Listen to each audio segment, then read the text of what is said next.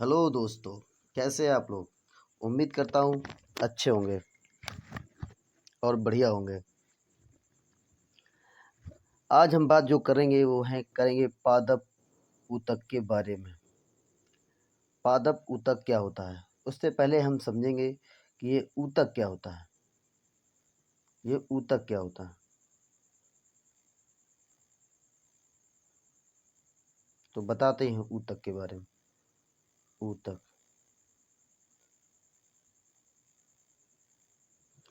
ऊतक जो होते हैं हमारे शरीर की कोशिकाओं से मिलकर बने होते हैं। इन्हें इन्हें ये किससे मिलकर बने होते हैं? ये कोशिकाओं से मिलकर बने होते हैं। कोशिकाओं से मिलकर बने होते हैं। ये हमारे शरीर की कोशिकाओं से मिलकर ऊतक बनते हैं और ऊतक से मिलकर अंग बनते हैं। इन ऊतकों से मिलकर अंग बनता है और अंग से मिलकर अंग तंत्र बनता है।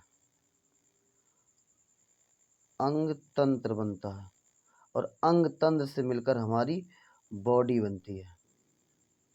अंग तंत्र से मिलकर हमारी बॉडी बनती है। यानी हम समझ गए हैं कि ऊतक क्या होते हैं। ऊतक जो होते हैं वो कोशिकाओं से मिलकर बने होते हैं और कोशिकाओं से मिलकर ऊतक बनते हैं। ऊतक से मिलकर यानी ऊतक के समूह को हम अंग कहते हैं और अंग के समूह को हम अंग तंत्र कहते हैं।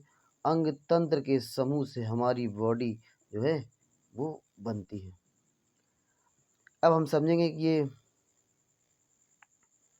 जो ऊतक है ये आया कहाँ से, ये दिया किसने।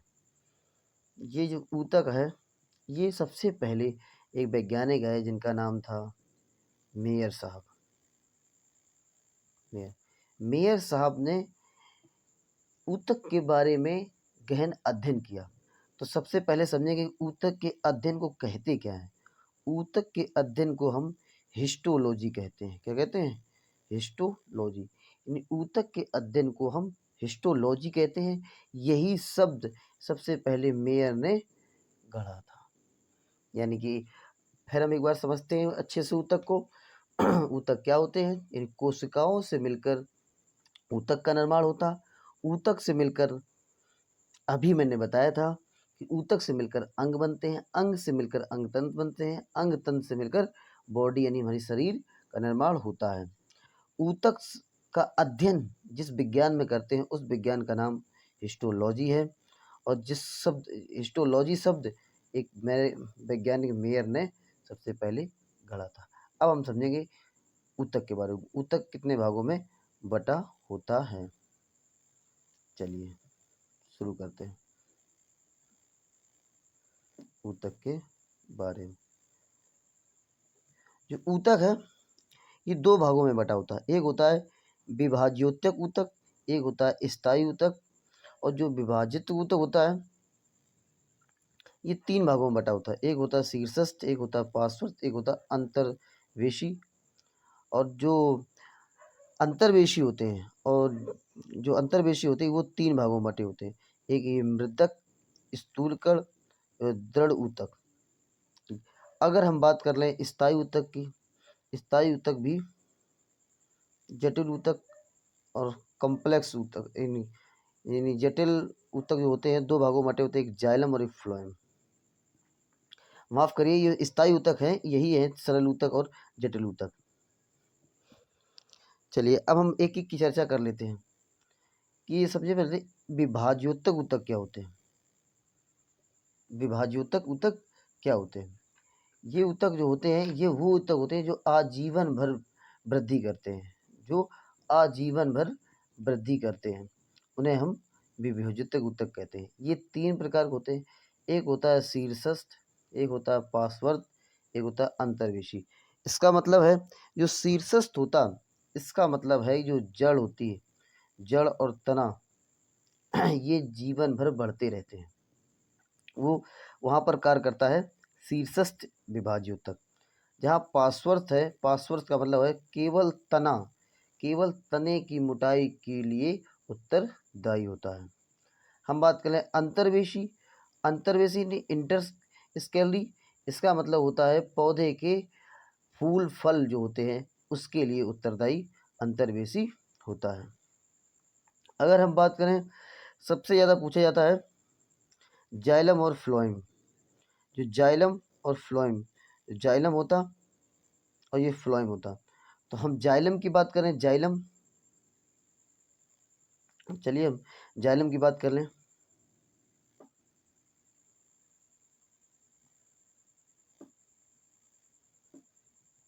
हम यहाँ जाइलम की बात करेंगे। एक होता है बहुत वेरी इंपॉर्टेंट, एक होता जाइलम, एक होता फ्लोएम।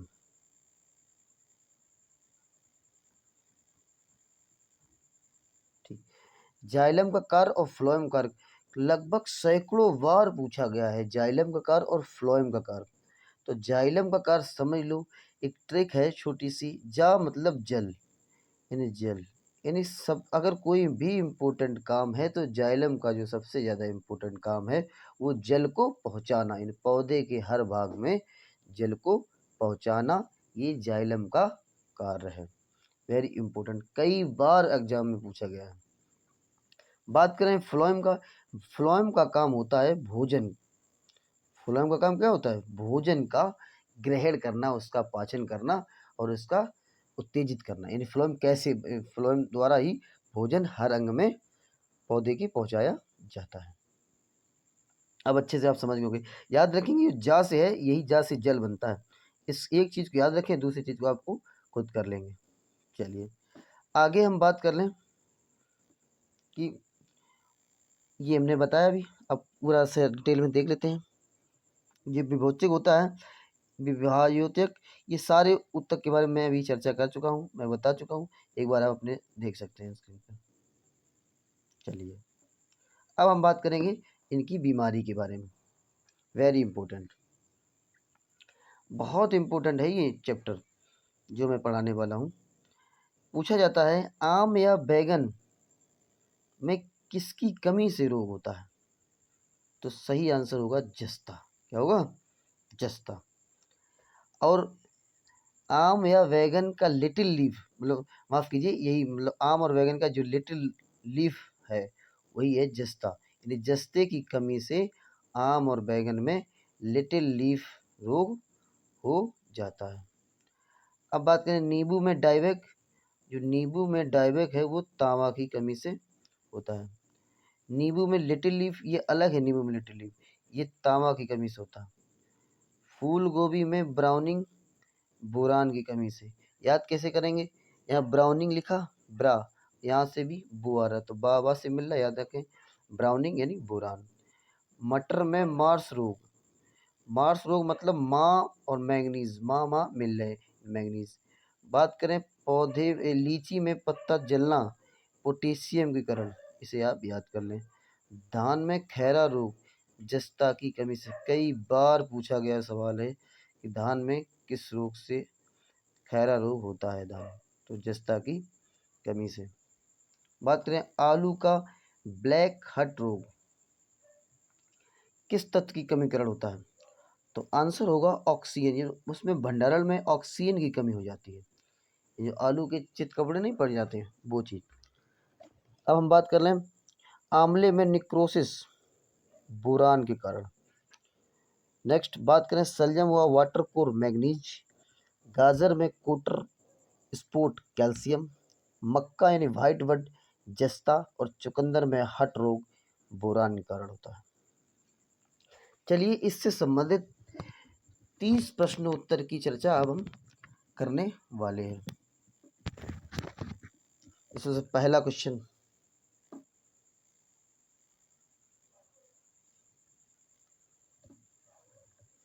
वह ऊतक जो द्वितीयक वृद्धि के लिए उत्तरदायी होता है। फटाफट देखिए पहला क्वेश्चन, बताइए इसका आंसर। ऑप्शन है जाइलम, फ्लोएम, कैम्बियम या कॉर्टेक्स। तो इसका सही आंसर होगा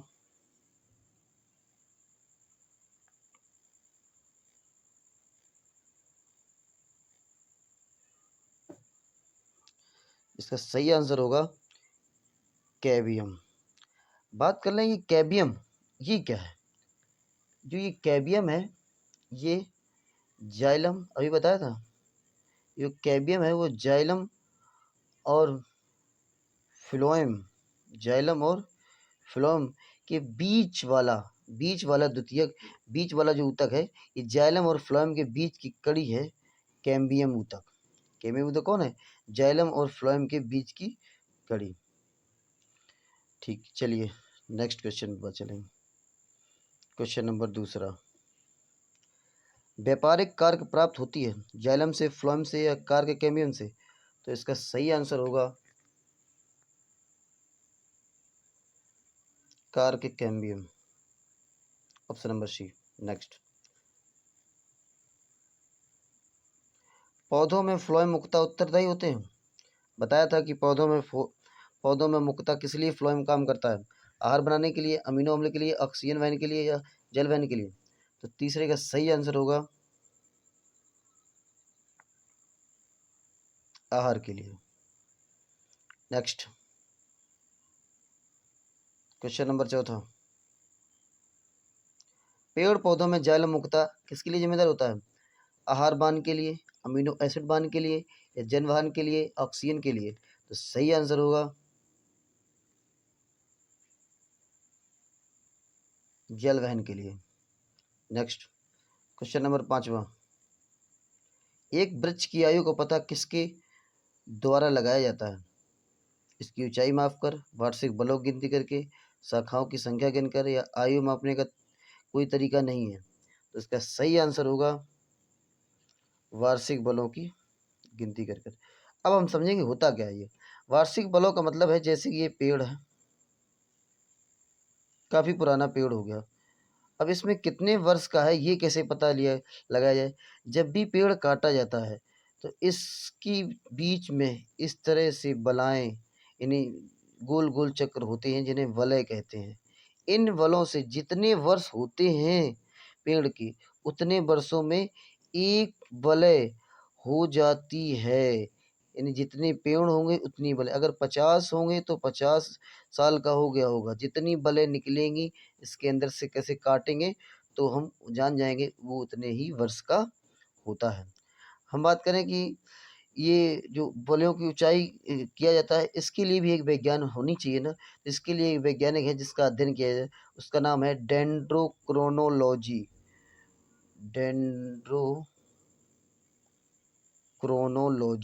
डेंड्रोक्रोनोलॉजी में हम वार्षिक बलों की गिनती का अध्ययन करते हैं। चलिए बात करेंगे नेक्स्ट, क्वेश्चन नंबर पांचवा, ये पांचवा हो गया। छठवां, वायुतक यानी कि एरनकाइमा कहाँ पाया जाता है? एरनकाइमा कहाँ पाया जाता है? लिथोफाइट्स में, हाइड्रोफाइट्स में या जीरोफाइट्स में या मीसोफाइट्स में? इसका सही आंसर होगा हाइड्रोफाइट में। नेक्स्ट, क्वेश्चन नंबर सातवां, आर्किड में बिलोमैन ऊतक पाया जाता है। प्रहारों में, मूलों में, पत्तियों में या पुष्पों में? तो इसका सही आंसर होगा मूलों में। हम बात कर लें ये आर्किड क्या होता है। ये आर्किड जो होता है आपको कमेंट बॉक्स में बताना है कि ये आर्किड क्या है। देखते हैं कौन उत्तर सही दे पाता है। नेक्स्ट, क्वेश्चन नंबर आठवां, निम्न में से किसकी सक्रियता के कारण वृद्धि बलें बनती हैं? अंतःरंभी अदा, अंतविष्टि अदा या बाह्यरंभी अदा या प्राथमिक अदा? तो इसका सही आंसर होगा अंतःरंभी अदा, अंतःरंभी अदा। नेक्स्ट, क्वेश्चन नंबर 9, समुद्र के किनारे उगने वाले वृक्षों में वार्षिक बलें नहीं होते क्योंकि भूमि बालुई होती, जलवायु भिन्नता होती या स्पष्ट जलवायु भिन्नता नहीं होती या वायुमंडल में प्रचुर नमी होती है? तो 9 का सही आंसर होगा ऑप्शन नंबर सी, यानी स्पष्ट जलवायु भिन्नता नहीं पाई जाती है। यानी कहने का मतलब ये है कि समुद्र के किनारे जो वृक्ष उगते हैं उनमें वार्षिक बलें नहीं निकलते।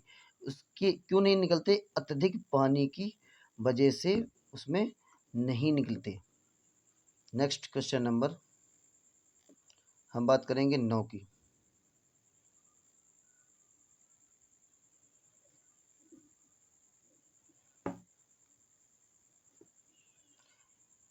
नौ तो हो गया था, माफ कीजिए। क्वेश्चन नंबर हम बात करेंगे 10 की। एक वृक्ष के पुराने तने के अनुप्रस्थ काट में 50 वार्षिक वलय मिलते हैं तो वृक्ष की आयु क्या होगी। अभी बताया था कि हर साल में एक वलय बन जाती है, तो इस आधार पर इसका सही आंसर होगा 50 बलों के आधार पर इसका सही आंसर होगा 50। Next question number 11। जो क्वेश्चन नंबर है वो मैं बताता हूँ आपको कमेंट बॉक्स में बताना है कि जो बायोलॉजी है, बायोलॉजी शब्द किसने दिया, उन वैज्ञानिकों का नाम कमेंट बॉक्स में बताइए। Next question number 12। जलोदभिद निम्न में से किसकी प्रस्तुतीकरण जल पर तैरते हैं। वायुतक की, मृदुतक की, या हरित ऊतक की, या दृढ़तो ऊतक की। तो 12 का सही आंसर होगा वायुतक। Next question number 13। शीर्षस्थ विभाजित उत्तरदायी होते हैं। मैंने बताया था शीर्षक इसलिए उत्तरदायी होते हैं, स्टार्टिंग में मैं बता चुका हूँ थ्योरी सेक्शन में। ऑप्शन है लंबाई में वृद्धि के लिए, मोटाई में वृद्धि के लिए, या मृदुतक वृद्धि के लिए, या वलकुट में वृद्धि के लिए। 13 का सही आंसर होगा ऑप्शन नंबर ए, लंबाई में वृद्धि। बताया था शीर्षस जो होता है वो लंबाई के लिए होता है, और जो पार्श्वर होता है लंबाई के लिए तो होता है, लेकिन वो जड़ की लंबाई के लिए होता है, जड़ और तना की लंबाई के लिए। और जो दूसरा नंबर पार्श्वर्स होता है, पार्श्वर्स होता है, वो क्या करता है, वो जड़ की तना की मोटाई को कवर करता है। और तीसरा होता था अंतःविष्ट, जो उसका कार्य था फल फूलों के लिए उत्तरदायी होता था। नेक्स्ट क्वेश्चन नंबर आपका 14। रंध्रों की संख्या न्यूनीकृत होती है तथा धसे होते हैं संबोधभिद में, या लवणोभिद में, या जलोदभिद में, या मरुदभिद में। तो 14 का सही आंसर होगा मरोदभिद। मरोदभिद का मतलब है मरोदभिद का मतलब ये है कि जो राजस्थान में कंकड़ पत्थर रेतीली मौसम है, वहाँ जो पौधे होते हैं उनमें रंध्र पड़ जाते हैं। रंध्र मतलब होता है स्टोमेटा। क्या होता है? स्टोमेटा। स्टोमेटा का मतलब है छिद्र, यानी कि पानी की कम की वजह होने के कारण पत्तियां अपना रूप छिद्र बना लेती हैं ताकि उनका वाष्पन कम हो सके और उनके प्राण बच सकें रहना। Next question number 15। शाखाओं से पत्तियां झड़ जाती हैं क्यों? अपना जीवन पूर्ण करने के लिए, वायुमंडलीय तापन गिराने के लिए, कार के विगलन परत बन जाने से, या दैनिक काल के छोटा हो जाने से। तो इसका सही आंसर होगा क्वेश्चन नंबर 15 का सही आंसर होगा सी, यानी कॉर्क के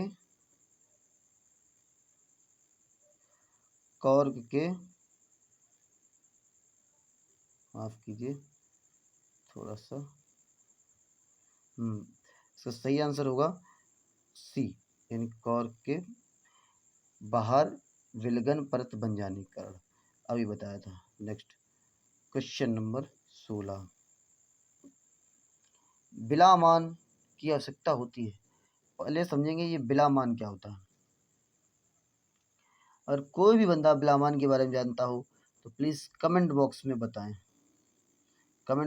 कि ये विलामान क्या होता है, विलामान की आवश्यकता कहाँ होती है। ऑप्शन है पौधों के श्वसन के लिए, ऊतकों की सुरक्षा के लिए, नमी के अवशोषण के लिए, या इनमें से कोई नहीं। तो इसका सही आंसर होगा ऑप्शन नंबर सी, नमी के अवशोषण के लिए। नेक्स्ट नहीं मालूम, चलिए मैं बताता हूँ विलामान क्या होते हैं। जो जड़ें लटकी रहती हैं उन्हें वायवीय जड़ें कहती हैं, और जड़ों के बाहरी परत एक विशेष स्पंजी ऊतक होती है। जो विशेष स्पंजी ऊतक होती हैं उन्हें ही हम विलामान कहते हैं। नेक्स्ट, इसके उदाहरण बिलामन के उदाहरण है जैसे आर्किड। आर्किड मैंने पिछली बताया था, अभी क्वेश्चन आया था उसमें आपको बताना है आर्किड। नेक्स्ट क्वेश्चन नंबर 17, पार्श्व विभाजित उत्तरदायी होता है। पार्श्व में बता चुके हैं, लंबाई वृद्धि में, मोटाई वृद्धि में, या मृदन वृद्धि में, या वल्कुत वृद्धि में। इसका सही आंसर होगा ऑप्शन नंबर बी, मोटाई में। नेक्स्ट क्वेश्चन नंबर 18, एक काष्ठी पौधे की अंतरिक्ष छाल का मुख्य कार्य क्या होता है? जड़ों से पत्तियों का खनिज और जल का परिवहन करना, एक झिल्ली की तरह कार्य करना, या जल में गैस के प्रति अपरगम रहना, या पत्तियों से पौधों के अन्य भागों का खाद्य परिवहन करना, या पौधों की शाक बच्ची जंतुओं से रक्षा करना। तो इसका सही आंसर होगा पत्तियों से पौधों के अन्य भागों में परिवहन करना। नेक्स्ट क्वेश्चन नंबर 19, वाणिज्यिक मूल्य वाला कार्य किससे प्राप्त होता है? सीड्रस से, देवदार से, या साइकस से, या फाइकस से, या क्वेरकस से। तो इसका सही आंसर होगा ऑप्शन नंबर डी, क्वेरकस से। नेक्स्ट क्वेश्चन नंबर 20, निम्नलिखित में से किस एक भारतीय वैज्ञानिक ने पादपों में जल की लंबी दूरी के लिए अभिगमन का सिद्धांत प्रस्तुत किया? ऑप्शन है जेसी बोस, बीरबल साहनी, पी महेश्वरी, या एन.एस. परिहार। तो इसका सही आंसर होगा जेसी बोस। जेसी बोस जो है, इन्होंने क्या किया, भारत में पौधों में जल की लंबी दूरी के लिए अभिगमन सिद्धांत, एक नया सिद्धांत दिया था।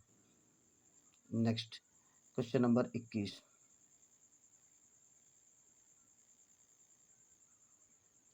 अब हम बात करें रोगों की चर्चा के बारे में। रोग मैंने अभी बताया था, रोग की चर्चा की बात कर रहे हैं। क्वेश्चन नंबर 21, पादप रोगों का सबसे उत्तरदायी कारक कौन है? फफूंदी, जीवाणु, विषाणु, या प्रोटोजोआ। तो 21 का सही आंसर होगा फफूंदी। नेक्स्ट क्वेश्चन नंबर 22, पौधों को रोग प्रतिरोधी बनाया जाता है तापी क्रिया से, हार्मोन्स क्रिया से, या जंगली किस्म से प्रजनन करके, या कोल्बिसिन क्रिया से। तो 22 का सही आंसर होगा जंगली किस्म के प्रजनन से। नेक्स्ट क्वेश्चन नंबर 23, हरित वाली रोग किस फसल से संबंधित है? सरसों से, धान से, बाजरा से, या मूंगफली से। तो 23 का सही आंसर होगा बाजरा से। नेक्स्ट क्वेश्चन नंबर 24, टिक्का रोग किस फसल से संबंधित है? सरसों से, धान से, बाजरा से, मूंगफली से। मैंने अभी पढ़ाया था, तो इसका सही आंसर होगा मूंगफली से। ये टिक्का रोग मूंगफली में होता है। नेक्स्ट क्वेश्चन नंबर 25, धान की प्रसिद्ध रोग खैर रोग किसके कारण होता है? फफूंदीकरण, जीवाणुकरण, या विषाणुकरण, या जस्ता की कमी कारण। तो 25 का सही आंसर होगा जस्ता की कमी कारण, अभी पढ़ा चुके। नेक्स्ट क्वेश्चन नंबर 26, चाय में लाल रस्ट रोग किसके कारण उत्तरदायी होता है? तो इसका सही आंसर होगा जीवाणु, लाइकेन, कवक, शैवाल। तो इसका सही आंसर होगा शैवाल, हरे शैवाल। आपको बताना है कि जीवाणु क्या होते हैं, तो जीवाणु की खोज किसने की थी, ये आपको कमेंट बॉक्स में बताना। अगर वीडियो अच्छा लग रहा है तो लाइक करिए, सब्सक्राइब करिए और शेयर करिए। अब हम बात करें लाइकेन। लाइकेन क्या होता है? लाइकेन शैवाल और नील हरित शैवाल, यानी कि शैवाल और नील हरित शैवाल के बीच की कड़ी को हम लाइकेन कहते हैं। नेक्स्ट क्वेश्चन नंबर 27, नींबू का कैंकर किससे होता है? कवक, जीवाणु, विषाणु, निमेटोड्स। तो 27 का सही आंसर होगा, है मालूम? कमेंट करके बताइए, आपको ज़रूर मालूम होगा। नेक्स्ट क्वेश्चन नंबर फसलों पर आक्रमण करने की कीट की प्रहा कौन सी अवस्था अधिक हानि पहुंचाती है? अंडा, प्यूपा, क्रेटरपीला, या इमेगा। तो 28 का सही आंसर होगा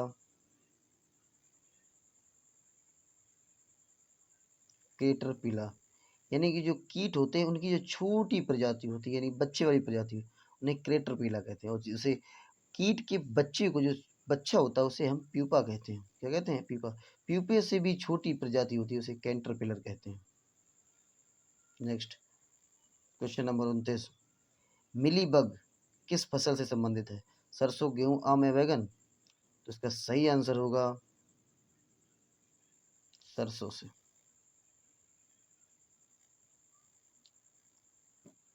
क्वेश्चन नंबर 30, पौधे का अर्धपतन रोग किस कारण होता है?